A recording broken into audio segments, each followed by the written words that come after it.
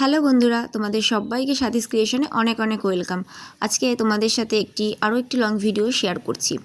এই যে বক্সটা দেখতে পাচ্ছ, এই বক্সের মধ্যে যে জিনিসগুলো আছে এগুলো আমি ক্লে দিয়ে কাজ করতে করতে যেই ক্লেগুলো বেঁচে থাকে সেগুলো দিয়েই ছোট ছোট ফুল, ছোট ছোট কানের এরকম বানিয়ে রাখি।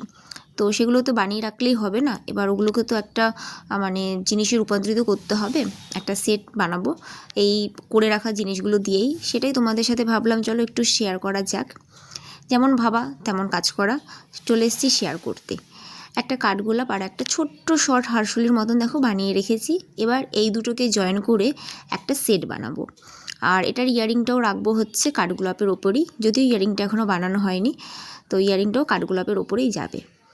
এবার এই দুটোকে জয়েন করতে গেলে আমার কি করতে হবে, শুধু আঠা দিয়ে তো জয়েন করা যাবে না, তাহলে তো থাকবে না। তার জন্য আমি কিন্তু ক্লের হার্ডনার আর রেজিনটাকে ভালো করে মেখে নিয়েছি।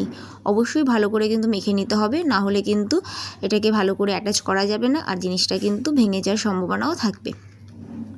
তো দেখো আমি ভালো করে মেখে নিয়ে এবার যেই ক্লেটা নরম রয়েছে আর যেই ক্লেটা শক্ত রয়েছে সেই দুটোর সাথে ভালো করে অ্যাটাচ করার জন্য আমি কিন্তু একটু আঠার সাহায্য নিয়েছি।